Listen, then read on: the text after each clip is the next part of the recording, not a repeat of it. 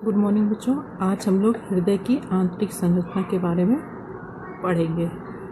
हृदय की आंतरिक संरचना को समझने के लिए यदि आप इसे लंबाई में काटेंगे तो आपको पता चलेगा हृदय के अंदर एक खोखला सा भाग होता है जो एक खड़ी मांसपेशी सूत्रों की सहायता से मजबूती से पेशी से दाएं तथा बाएं दो भागों में विभाजित होती हैं।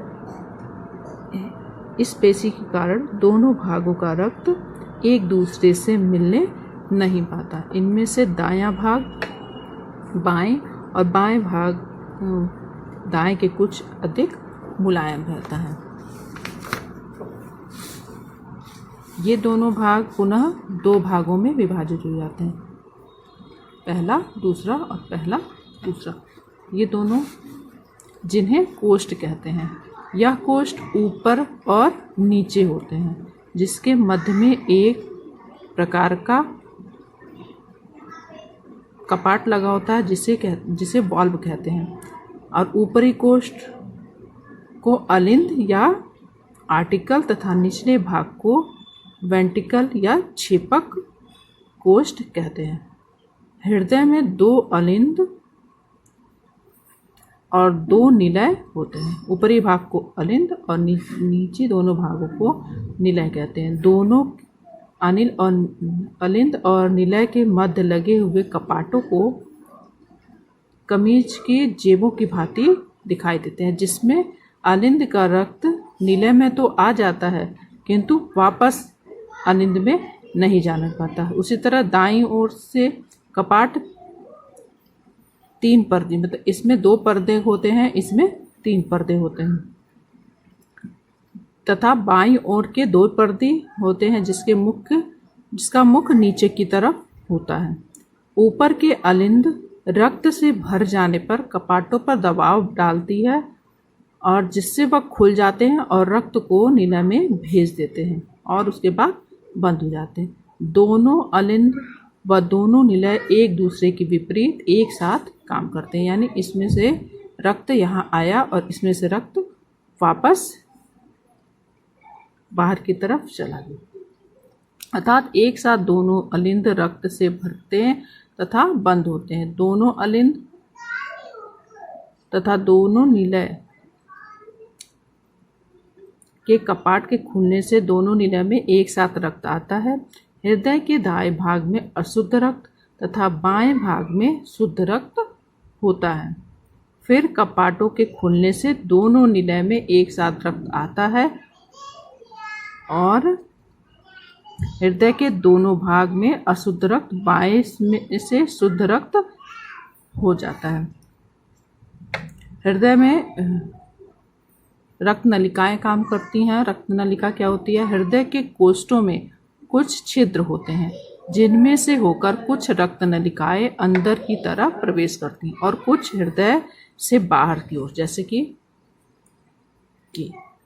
ये कुछ नलिकाएं हैं जिसमें से रक्त अंदर की तरफ जाता है और कुछ नलिकाएं ऐसी होती हैं जिसमें से रक्त बाहर की तरफ निकलता है। ये नलिकाएं तीन प्रकार की होती हैं: धमनी, केशिकाएं और सिराएं। सिरा, धमनी और केशिका। तो धमनियां क्या होती हैं? धमनियां मांसपेशियों की बनी लचीली नलिकाएं होती हैं जिसकी दीवारें कुछ मोटी होती हैं। हृदय से शुद्ध रक्त लेकर निकलने तथा अंगों तक रक्त पहुंचाने वाली नलियां धमनी कहलाती हैं।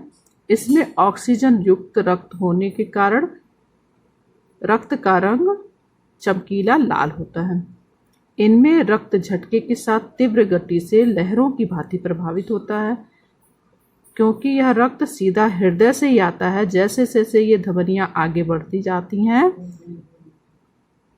ये अनेक शाखाओं तथा प्रशाखाओं में बढ़ती जाती हैं, जिन्हें धमनिकाएं या आर्टिकल्स कहते हैं। इनका संपूर्ण भाग शरीर में एक जाल सा बिछा लेता है, जिससे समस्त अंग का पोषण होता है। दूसरा है केशिकाएं। केशिकाएं क्या होती हैं?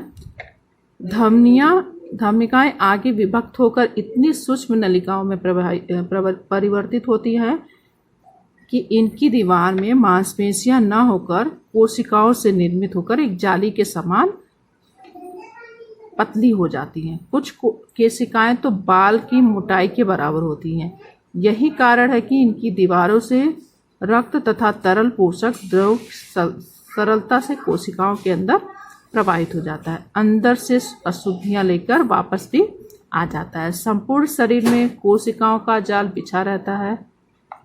इन्हीं केशिकाओं के कारण मांसपेशियों का रंग लाल दिखाई देता है। हल्की चोट लग जाने पर, सुई लग जाने पर जो रक्त निकलता है वह इन्हीं केशिकाओं के क्षतिग्रस्त होने से निकलता है। धमनी की शाखाओं द्वारा विभाजित इन केशिकाओं में शुद्ध रक्त बहता है तथा इन्हें ही धमनी केशिकाएं भी कहते हैं। वास्तव में शरीर का पोषक तत्व तथा ऑक्सीजन इन्हीं केशिकाओं द्वारा प्राप्त होता है। तत्पश्चात इसके पोषक तत्व समाप्त हो जाते हैं। इसके साथ पर इनमें केशिकाओं द्वारा उत्पन्न ऑक्सीकरण की क्रिया के फलस्वरूप विजातीय तत्व तथा कार्बन डाइऑक्साइड मिल जाने पर जिससे इनका रक्त अशुद्ध और बैंगनी हो जाता है। यहाँ से केशिकाएं पुनः वापस मिलती हुई मोटी नलिकाओं में मिल जाती हैं और शिराएं कहलाने लगती हैं। धमनी से निकली शुद्ध रक्त लेकर जो छोटी छोटी केशिकाओं में विभाजित होकर शरीर में त्वचा का पोषण करते हुए अशुद्ध होते हुए फिर से मोटी नलिकाओं में परिवर्तित होकर शिराओं में पहुंच जाती हैं। ये अशुद्ध रक्त लेकर हृदय के दाहिनी अंद में फिर से प्रवेश करती हैं। ठीक है। और तीसरा होती हैं शिराएं। शिराएं क्या होती हैं? ठीक है।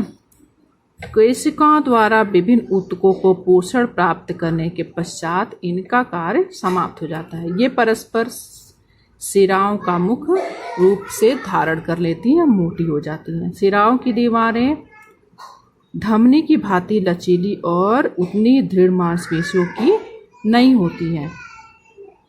इनमें रक्त बहुत धीमी गति से प्रभावित होता है। कुछ बड़ी शिराओं में कहीं कहीं छोटे छोटे कपाट लगे होते हैं जो रक्त को उल्टी दिशा में प्रवाहित होने से रोकते हैं। यदि आप अपने हाथ को देखें तो उसमें कुछ नीली नीली सी नलिकाएं जो दिखाई देती हैं वो शिराओं के ही उदाहरण होते हैं। और कहीं कहीं पर यह फूली सी दिखाई देती हैं जिसे इनकी दीवारें कही जाती हैं। जिससे जैसा कि नब्ज जहाँ से देखते हैं वो कुछ फूली हुई सी दिखती हैं, वही कपाट होते हैं। शिराएं अशुद्ध रक्त को लेकर आगे बढ़ती हैं और अशुद्ध रक्त को शुद्ध करने के लिए हृदय के दाहिनी अलिंद में प्रवेश करती हैं।